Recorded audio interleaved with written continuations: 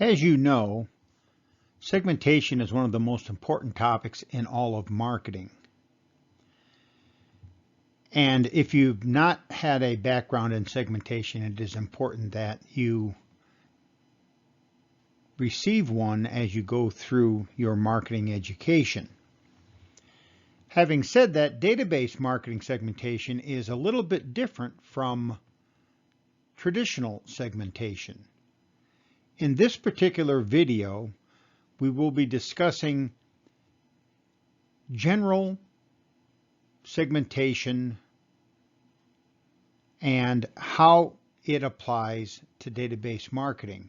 So this is a general discussion on segmentation and will provide you with background and a reminder of what you have learned previously in segmentation. In the 60 years since Wendell Smith first pioneered the idea of marketing content, it's become one of the most dominant concepts in marketing. It's something that every business should be exposed to. And what we're going to talk about is the definition, the history, the basis for segmentation, approaches to segmentation, and then we'll look at an example of using different approaches to segmentation. What is marketing segmentation? Segmentation is defined as the process of disaggregating or aggregating prospective buyers into homogeneous groups of demand. That is, either starting with a giant market of people and breaking them into groups, or starting with one individual and then another individual and then another individual and aggregating them into groups. So either it's a bottom-up or a top-down approach, but at the end of the day, the goal in segmentation is to end up with homogeneous groups of demand. So what does homogeneous groups of demand mean? Well, it means that groups that have similar wants and needs. And of course, then this similarity in wants and needs should result in similarities in brands considered and purchased. Once again, segmentation is not simply breaking customers into groups. It is breaking customers into groups in a very specific way.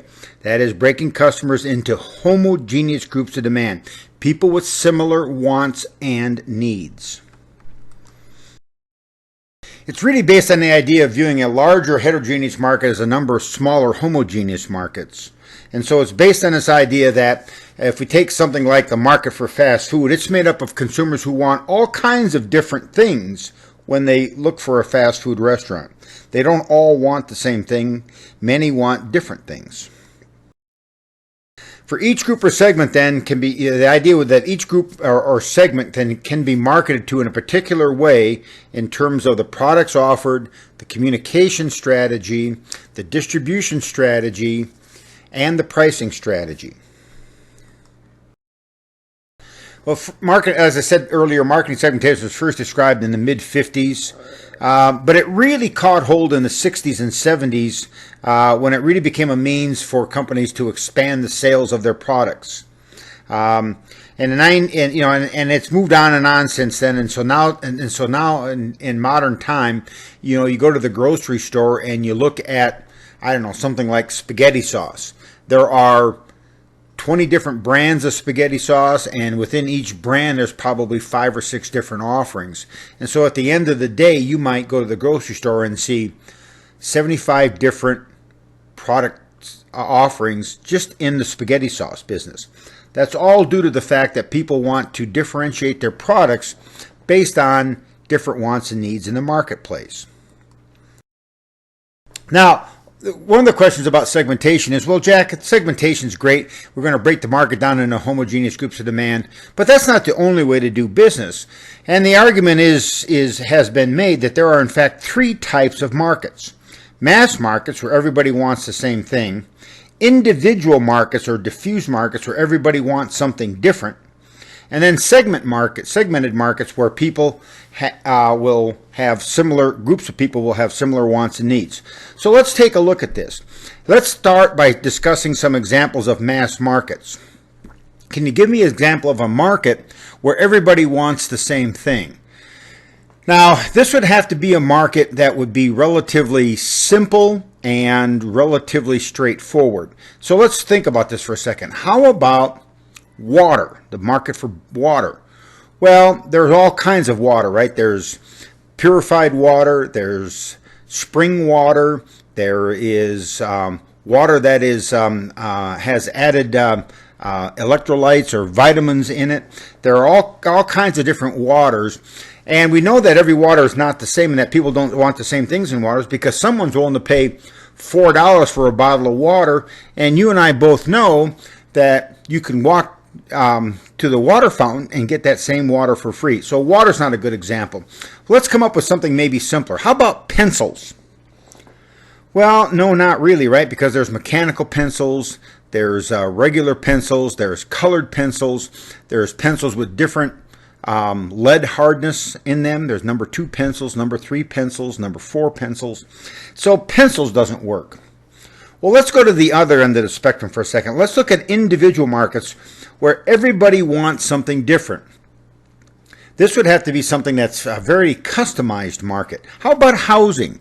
Well, no, housing's not a good example because there are lots and lots of tract homes. And in fact, here in Las Vegas, you'll notice that some home builders build the same homes over and over and over again in different locations in the city. How about something like an automobile? Well, no, obviously not, because many autos are built exactly the same, and many people want the same kinds of autos. As a matter of fact, last year, the Ford Motor Company sold over 500,000 F-150 pickup trucks. All right, so here's the problem. The problem is there are virtually no mass markets and there are virtually no individual markets, and that almost every market is segmented, and that's why the notion of segmentation is so important. Now, the idea here is that segments lead to target markets, and those target markets then lead to marketing programs. So we identify homogeneous groups of demand, that we then identify target markets, and we then identify marketing programs to focus on reaching those segments by focusing on specific target markets. Now, your book does a very poor job of this, and in fact most textbooks do, of the distinction between target markets and segments. And in fact, your book takes the position that target markets are simply selecting a segment and then marketing to it. That is absolutely wrong, period. All right, so let's first walk through these two definitions and see if we can identify the difference between segments and target markets.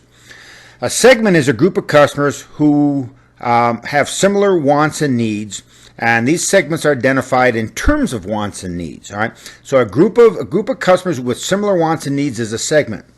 A target market is a group of people at which a marketing program is aimed. All right, and so hence the name target market. Target for target, market for market, target market.